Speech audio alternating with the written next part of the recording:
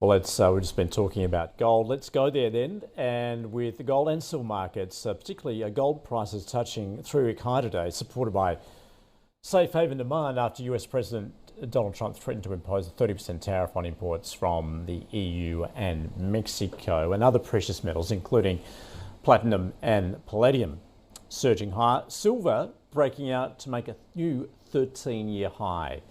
Brian Chew is the founding director of the Australian Gold Fund. He joins us again now. Brian, welcome back. Good to see you. Let's start with gold. Is this all prompted by that safe haven buying, given the latest news we've heard out of the White House? Good to be back, Andrew. I think gold is currently at 3,360 US dollars an ounce, and part of that is because the US dollar index has been on a bearish trend. If you have a look at the figure on the screen, I've mapped out the US dollar index in the past 5 years almost. And since peaking around February this year at about 108, 109, is now down to 97, well, about just almost 98, in fact. And that has actually helped to push up the price of gold.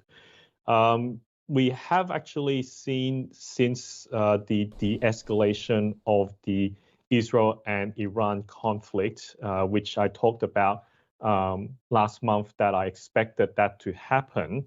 That's actually pushed gold down somewhat to just below 3,300 at one stage before the end of the financial year.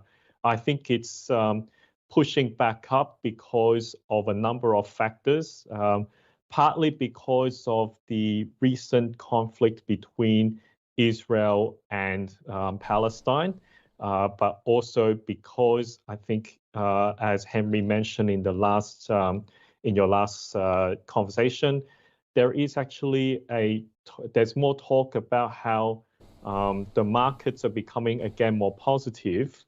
But at the same time, there is also a threat of inflation coming in because of the fears over what could happen with the tariffs, and also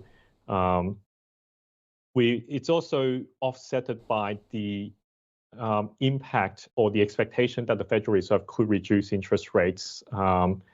Not in this coming meeting in 2 weeks' time, but possibly in September. That was what held gold back slightly until I think we had the release of the US economic data last Friday, which actually sent gold upwards. So I'm actually looking it's looking quite positive for gold. The economic undertones, I think, are again back in play rather than the fears over uncertainty and geopolitical conflict. Brian, how's that translating to locally listed gold stocks? Because as I mentioned there earlier, they have come off quite significantly just in the past month, whereas the gold price itself is largely consolidated. So what's going on there? We actually talked about this in the last two meetings we had in late June, Andrew. Remember how I said that at the time when the ASX Gold Index was above 13,000 points even, and it's actually come back down quite a bit.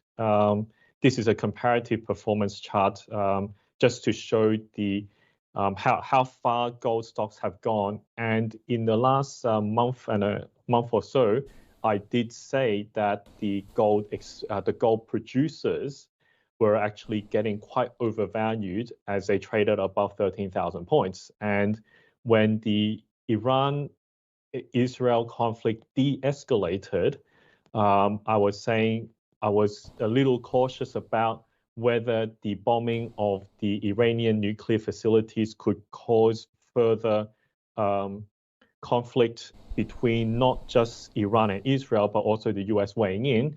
Fortunately, that didn't happen. I believe the reason why is Iran and the US probably did talk. They actually probably had a conversation before the Iranian nuclear facilities were taken out. That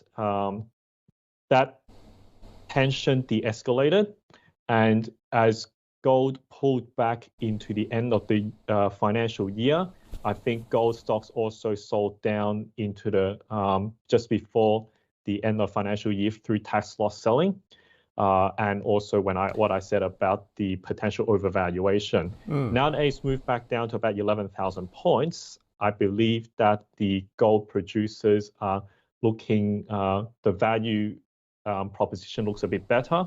Northern Star's come down 25%, Evolution Mining and several of the larger gold producers, they've come down about 10 to 15%.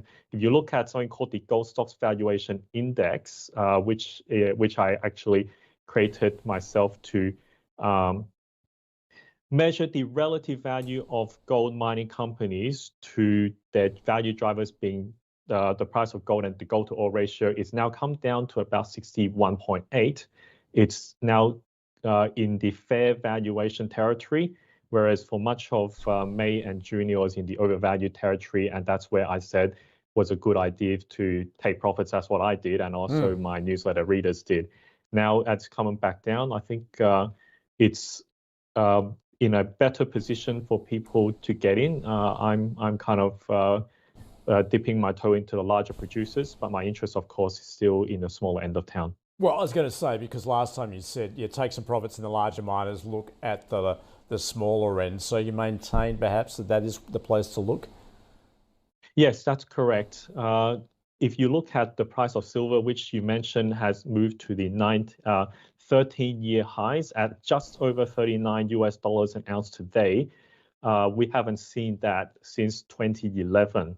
And I've said before that even though gold is where everyone looks at to determine whether to buy gold mining companies or not, the true driver of the what I would call gold fever from the rest of the market is when silver catches up to gold.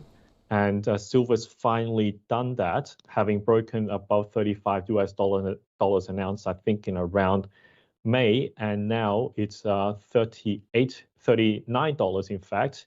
That should probably drive more rotation from the larger producers to the developers and explorers. And that's where I'm staking my ground. My newsletter readers have been doing the same.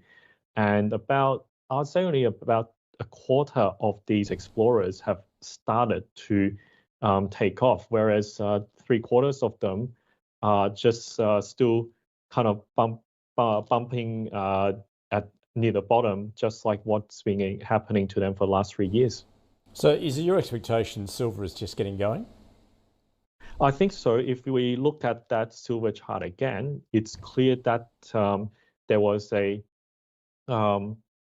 there were two periods where silver was consolidating. The first was for much of 2023. It went to $27 and then came back down. And then in 2024, just after the Federal Reserve in March confirmed that they were going to start reducing interest rates that year, from April and May onwards, silver suddenly broke above $30 an ounce. Then we had that seesawing motion where silver tried to break above 35 on 2 occasions and pulled back as much as down to 29. We've now just seen silver form that base in around $32, and it broke above 35 resoundingly in, I think it was May, and held above it despite the sell-off in gold when the Middle East tensions flared and then subsided.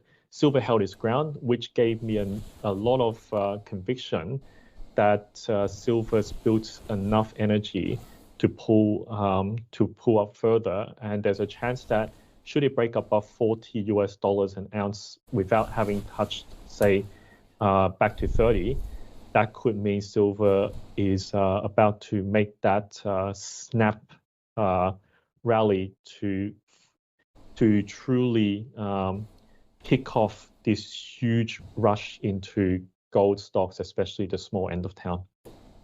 Brian, great to get across what you are seeing in precious metals. Thanks for joining us from the Australian Gold Fund. Thanks, Andrew. God bless. Thank you for watching my interview with AusBiz. To learn more about our work, visit the Australian Gold Fund website. Also, check out Gold Hub Australia for live precious metals price quotes and insights. You can also sign up for our regular updates. And don't forget to visit the AusBiz website. All our links are in the description. Please leave your comments and thoughts on where gold, silver, and the US dollar are heading below. Thank you very much. God bless.